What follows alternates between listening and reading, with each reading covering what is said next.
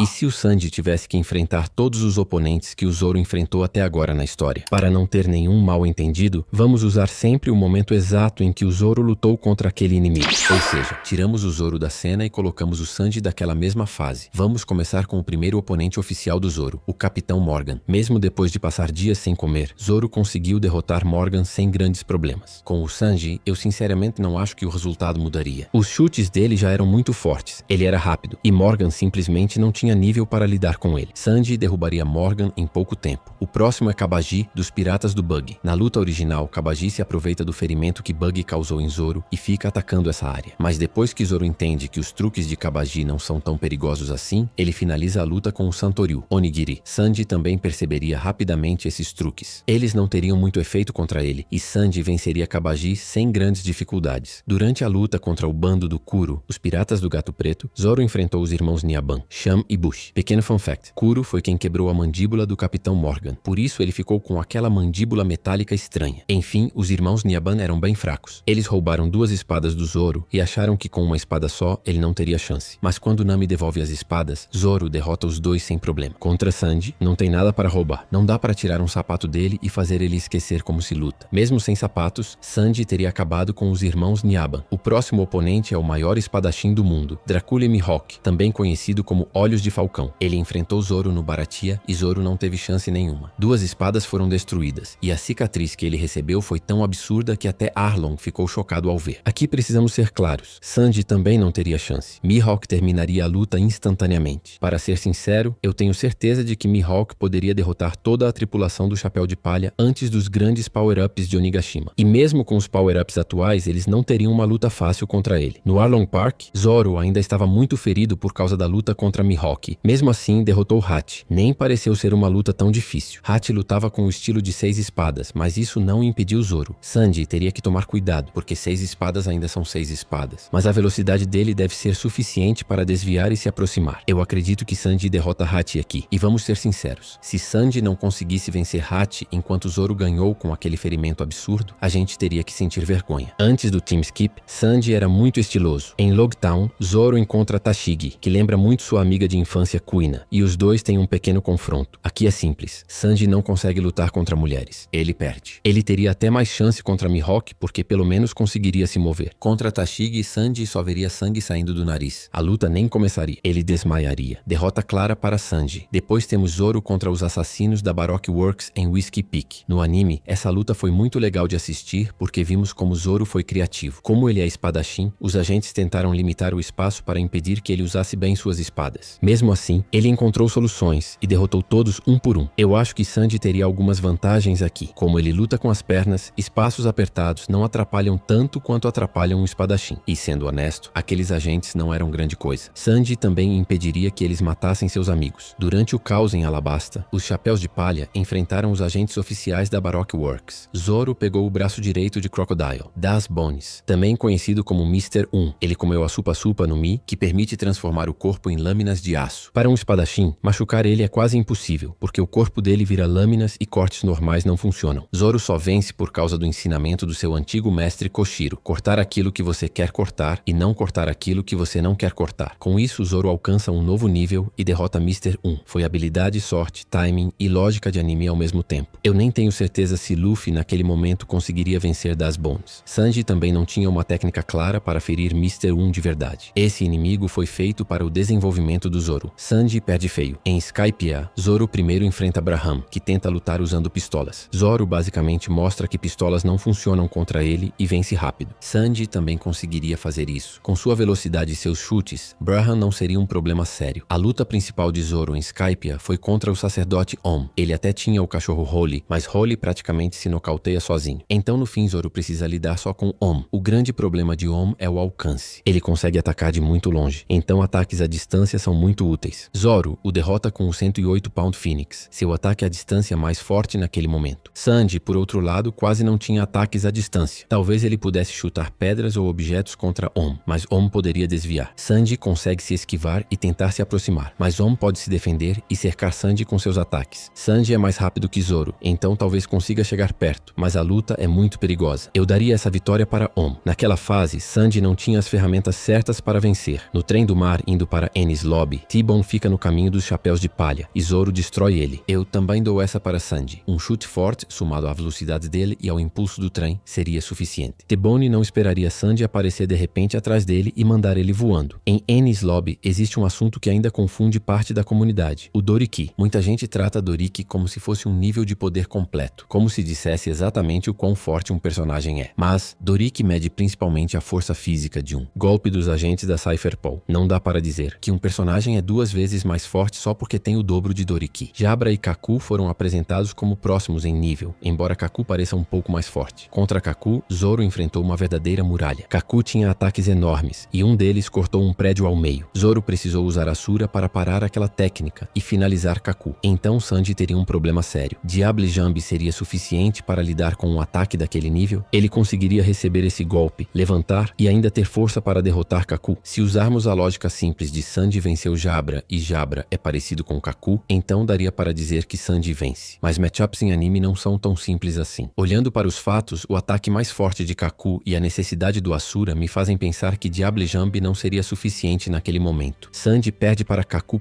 em Thriller Bark. Zoro enfrentou Ryuma. Era apenas o corpo zumbi de Ryuma com a sombra de Brook, mas ainda era o corpo de um samurai lendário. Zoro teve muitos problemas nessa luta. Ele mesmo disse que se a luta durasse mais, teria perdido. No final, Zoro venceu por pouco. O corpo de Ryuma queimou e ele recebeu a Shusui. Se para Zoro, que é espadachim, foi tão apertado, eu não vejo Sanji vencendo. Um golpe limpo de Ryuma causaria dano demais. Sanji perde. No final de Thriller Bark, Zoro ficou frente a frente com Kuma. E aqui temos que ser honestos. Kuma teria destruído Zoro. Ele poderia ter destruído toda a tripulação. Então Sanji sozinho também não teria chance nenhuma contra Kuma. Com isso chegamos na metade. Agora seguimos para os eventos depois do time skip. Mas antes, se vocês gostam desse tipo de vídeo, deixem o like, se inscrevam no canal e escrevam ideias para próximos vídeos nos comentários. Na Ilha dos Homens Peixe, Zoro lutou contra Rod Jones antes de Rod tomar os Energy Steroids. Ele venceu debaixo d'água sem grandes problemas, mesmo Rod sendo um homem peixe e ficando muito mais forte na água. Sanji tem até uma vantagem com o Blue Walk, que permite que ele se mova muito rápido debaixo d'água. Com Diable Jambe, ele deveria derrotar Rod rapidamente. Sem os esteroides, Rod simplesmente não é adversário para o Monster Trio. Depois vem outro homem peixe, Ryozu, que luta com o estilo de 8 espadas. Sinceramente, ele pode ter quantas espadas quiser. Zoro derrotou ele sem esforço. Sanji também não teria grandes problemas. Sua velocidade seria suficiente para desviar das 8 espadas e, com alguns chutes fortes, Ryozu cairia. Em Punk Hazard, Zoro ajudou Tashigi contra Monet e acabou derrotando Monet. Com Sanji, temos o mesmo problema de sempre. Ele não luta contra mulheres. Então, infelizmente, Sanji perde para Monet. Em Dressrosa, Zoro teve um pequeno confronto com o novo almirante da marinha, Fujitora, que controla a gravidade. A luta acabou rápido. Fujitora pressionou Zoro contra o chão e Zoro conseguiu empurrá-lo um pouco com um corte, mas nunca representou uma ameaça real. Fujitora saiu com Doflamingo sem dificuldades. Se Sanji estivesse no lugar de Zoro, eu não acho que ele conseguiria empurrar Fujitora do mesmo jeito. Zoro também não venceria e Sanji também não vence. Naquele momento, Fujitora provavelmente poderia destruir a ilha e derrotar todo mundo ali se realmente quisesse. O verdadeiro oponente de Zoro em Dressrosa foi Pika. Para lidar com Pika, Zoro precisou usar ataques brutais para forçá-lo a sair do corpo de pedra e então derrotá-lo com Sanzen Sekai, os 3.000 mundos. Sanji tem um hack da observação melhor que o de Zoro, então deve conseguir localizar Pika com mais facilidade. Mas Pika também tem hack da observação e pode mudar de posição dentro da pedra. Se o hack da observação de Sanji for realmente muito superior, ele consegue continuar rastreando Pika. A grande pergunta é se o hack do armamento de Sanji naquele momento seria suficiente, principalmente porque ainda não tínhamos visto claramente o hardening dele. Mesmo assim, acredito que ele já tinha isso. A longo prazo, Sanji provavelmente venceria Pika, mas haveria vítimas. Ele não conseguiria impedir o corpo gigante de Pika de atacar o Rei Riku tão bem quanto Zoro impediu. Chegamos então ao lendário arco de Wano, que muitos fãs achavam que seria o arco do Zoro. Ele começa com Zoro contra Hawkins. Zoro protege Tama e Luffy, bloqueia os ataques de Hawkins e ainda contra-ataca ao mesmo tempo. A pergunta é se Sanji conseguiria defender e contra-atacar da mesma forma. Sanji ainda não tem ataques reais à distância, então sua única opção seria chegar muito rápido em Hawkins e bater forte o bastante para parar a perseguição. Já vimos Sanji dar blitz em Oven, mas Oven continuou de pé. Eu não acho que um ataque rápido colocaria Hawkins para dormir, mas em um 1 contra 1 neutro, eu acredito que Sanji venceria Hawkins. Mais tarde, Onimaru rouba a Shusui de Zoro e Zoro entra em confronto com ele. Depois aparece Kamazo, que na verdade é Killer, perseguindo Hiyori e Toko. Zoro precisa lidar com Kamazo e com os ataques de Onimaru ao mesmo tempo. Se Sanji estivesse no lugar dele, a interferência de Onimaru seria menos problemática por causa do excelente hack da observação do Sanji. Existe um motivo para Oda destacar essa especialidade dele. Sanji deveria conseguir desviar de Onimaru e Kamazo enquanto acerta chutes fortes. Kamazo já estava enfraquecido e Zoro o nocauteou com um grande ataque. Sanji poderia fazer isso com vários golpes poderosos. Kamazo com foices é mais fraco do que Killer com suas armas verdadeiras. Sanji vence aqui e provavelmente poderia lidar com Onimaru depois. E então chegamos a Zoro contra King, a principal luta de Wano. Essa luta foi lendária no anime e também simbolicamente. Os dois são os braços direitos dos seus capitães. Os dois lembram do passado. Zoro da promessa que fez a Luffy e King de quando conheceu Kaido. A luta escala de um jeito absurdo. King é um Lunarian, então é muito difícil causar dano nele até entender como funciona a chama nas costas. Sanji é inteligente, então em algum momento ele perceberia isso. Mas os ataques dele naquele momento não seriam suficientes para nocautear King. A fase final de Zoro contra King foi insana. Os dragões de fogo de King eram absurdos, e mesmo que Sanji tentasse voar entre eles para chegar até King, King também se move, ataca com a espada e bate muito forte. Se um golpe limpo acertar Sanji, ele está em enorme perigo. King é mais resistente, melhor no ar, e seus ataques são muito mais destrutivos. Zoro só venceu porque no final conseguiu liberar e usar o hack do rei avançado através da Ema. Eu não acho que Sanji conseguiria dar esse mesmo salto nessa luta. Naquele ponto de Wano, logo depois de despertar os genes Germa, Sanji não venceria King. Sanji perde, e isso cobre todos os oponentes do Zoro. Escrevam nos comentários quais vocês acham que Sanji venceria e contra quais ele perderia. Se tiverem mais ideias de vídeos nesse estilo, deixem também nos comentários. E se curtiram, eu agradeço muito o like e a inscrição.